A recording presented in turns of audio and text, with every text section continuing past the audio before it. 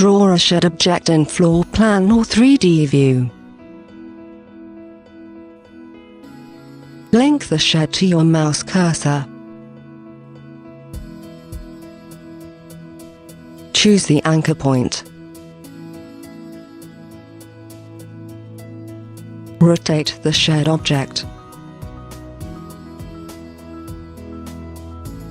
Now connect the first point to an object. Define alignment.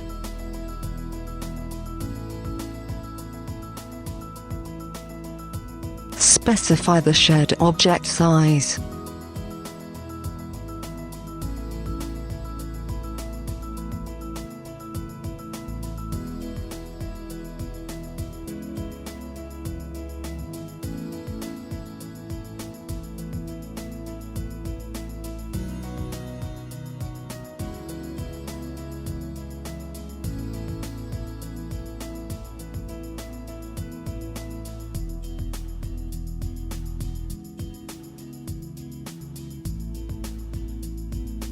Or define the shed object by modifying other properties.